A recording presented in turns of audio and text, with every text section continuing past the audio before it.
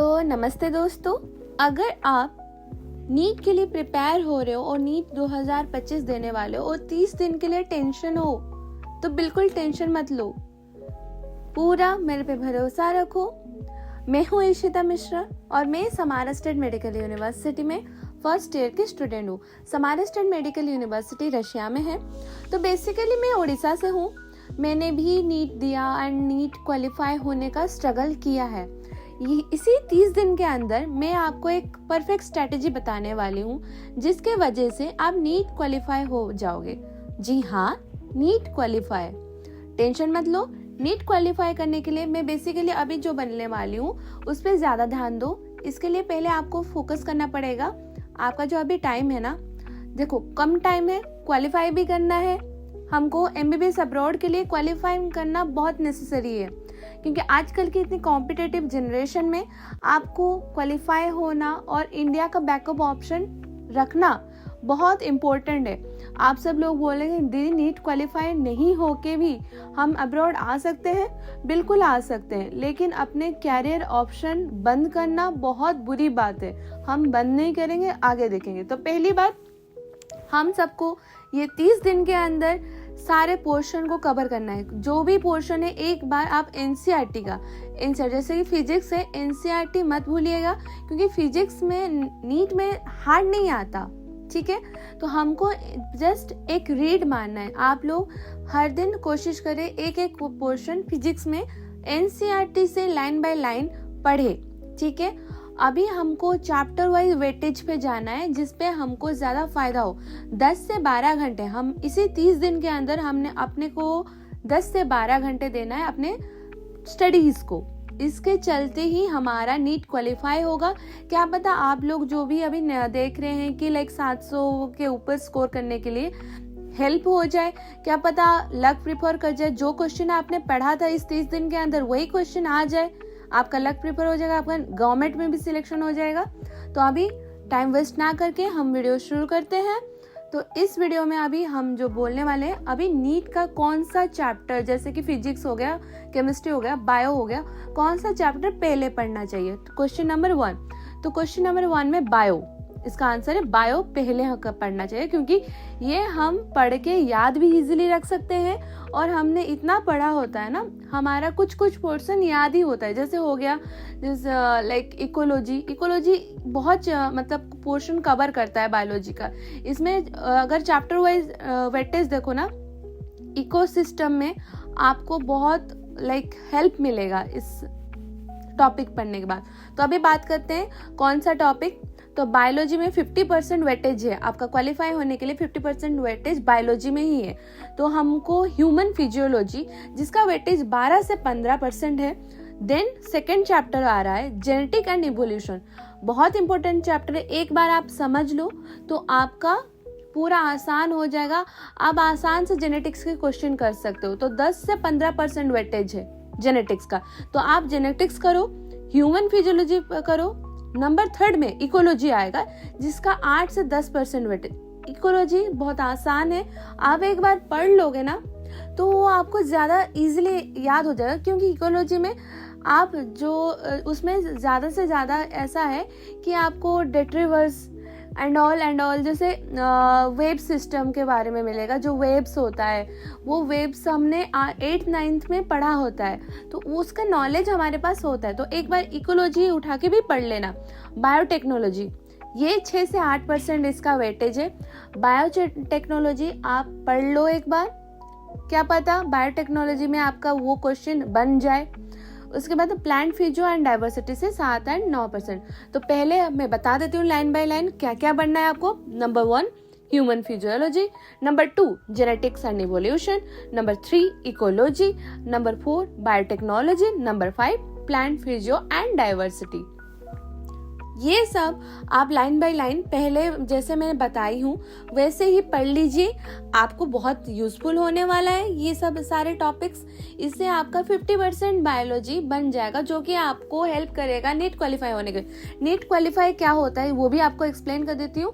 NEET qualify ऐसा होता है कि हर बार का एक कट ऑफ मार्क आता है, तो उसमें एक पासिंग मार्क होता है, जिससे आपको पता चलता है कि आपने जो नीट दिया है वो आप पास हो। तो जैसे कि 2024 की बात करती हूँ, फॉर एग्जांपल 2024 में जनरल का 164 था नीट क्वालिफाई, ओबीसी का 132 से लेके 164 के अंदर था। तो ऐसे ही अगर आप ये इसी मार्क्स से अंदर रखते हो और ऊपर रखते हो, अंदर रखते हो तो लाइक फेल हो जाते हैं, ऊपर रखते हो तो आप क्वालिफाई हो। आप चाहोगे तो प्राइवेट कॉलेजेस में आप एडमिशन ले सकते हो, और आप चाहोगे तो आप और एमबीबीएस के लिए और एक ऑप्शन खोल सकते हो एमबीबीएस अब्रॉड का। तो आप ये ऑप्शन मत बंद करो, कुछ ही दिन है 30 डेज से प्रिपरेशन कर लो, क्या पता एमबीबीएस का सपना आपका ना छूटे, ये जरूर याद रखना। तो अभी आते हैं फिजिक्स का 25% वेटेज आता है नीट क्वालिफाई करने के लिए, फिजिक्स का 25% वेटेज आता है। तो पहले हमको पढ़ना है मैकेनिक्स। मैकेनिक्स में भी क्या क्या पढ़ना है मैं बता देती हूँ। न्यूटन्स लॉ पहला, उसके बाद वर्क पावर एनर्जी, ठीक है। Third rotation and motion. आप बोलोगे रोटेशनल मोशन में आपको मतलब क्लियर नहीं होता, क्योंकि रोटेशनल मोशन थोड़ा हार्ड होता है, लेकिन हमारा न्यूटन्स लॉ इजी होता है। वर्क पावर एनर्जी, बस फॉर्मूला को याद रखना है। बहुत ही नीट में ना फिजिक्स का क्वेश्चन ऐसा आता है कि आपको मिला जैसे कि force equal to mass and into acceleration, ठीक है। तो मास दिया होता है, एक्सीलरेशन दिया होता है, फोर्स निकालना होता है। कोई कोई चीज़ों में ऐसे आपको थोड़ा सा वो घुमा देंगे कि वेक्टर वे में दे देंगे, वेक्टर को याद रख लेना। वेक्टर जैसे फिजिक्स का एबीसीडी होता है, ऐसे छोटी मोटी चीजें ना आपको इतना हेल्प करेगी, 4 मार्क दिला देगा। 4 मार्क, एक क्वेश्चन 4 मार्क। तो दूसरे में टॉपिक में आते हैं इलेक्ट्रोस्टैटिक एंड करंट इलेक्ट्रिसिटी। ये भी आपका फॉर्मूला बेस्ड चैप्टर है। फॉर्मूला रटो एंड आंसर निकालो, बहुत इजी है। इसका वेटेज मैं बता दूं 7 से 9% आएगा आपका नीट क्वालिफाई करने के लिए इसका वेटेज। थर्ड चैप्टर है मॉडर्न फिजिक्स, 5 से 7%। मॉडर्न फिजिक्स में भी कुछ नहीं है, फॉर्मूला ही है। ये जो टॉपिक्स मैं बताने वाली हूँ फॉर्मूला बेस्ड टॉपिक्स है, आप याद कर लो, बहुत इजी होगा आपको नीट क्वालिफाई करने के लिए। आप सब बोलते हो ना नीट क्वालिफाई हो पाएगा, बहुत कम दिन है, बिल्कुल हो पाएगा। स्ट्रेटेजी याद रखो। और जो लोग नीट क्वालिफाई के बाद भी ज़्यादा मतलब होता नहीं है कि ज़्यादा मार्क्स, जिसका 500 है वो चाहते हैं 600 आ जाए, 600 है जिसका 700 आ जाए, जो लोग चाहते हैं वो लोग भी फॉलो कर सकते हैं। देखो एक क्वेश्चन 4 मार्क का है, और यहाँ पे एक मार्क पे बच्चे 20,000 30,000 बच्चे रहते हैं, 22-23 लाख बच्चे एग्जाम दे रहे हैं। समझो ये बात को, और अपना रैंक ऊपर रखो। मार्क के बेसिस में कुछ नहीं होता, रैंक चाहिए, क्योंकि रैंक के बेसिस में सिलेक्शन होता है। सीट्स बहुत लिमिटेड है, जितने भी गवर्नमेंट सीट्स आ जाए, जितने भी आ जाए, बच्चे भी उस हिसाब से ही आ रहे हैं, उस चीज को देख के और अट्रैक्ट होके। तो अभी फोर्थ टॉपिक में आते हैं ऑप्टिक्स एंड वेव्स, ठीक है। फिफ्थ में आते हैं थर्मोडायनामिक्स एंड हीट। ये जो टॉपिक है 4 से 6% आपका लेता है, लेकिन ये आपको केमिस्ट्री में भी हेल्प करेगा। तो थर्मोडायनामिक्स मत भूलना। तो मैं फिर से बता देती हूँ लाइन बाय लाइन फिजिक्स में आपको क्या पढ़ना है। तो पहले आता है मैकेनिक्स, जिसमें Newton laws and work power energy and rotational motion आएगा। सेकंड में आएगा इलेक्ट्रोस्टैटिक एंड करंट। थर्ड में आएगा modern physics, optic and waves. Fourth में आएगा, फिफ्थ में आएगा थर्मोडायनामिक्स।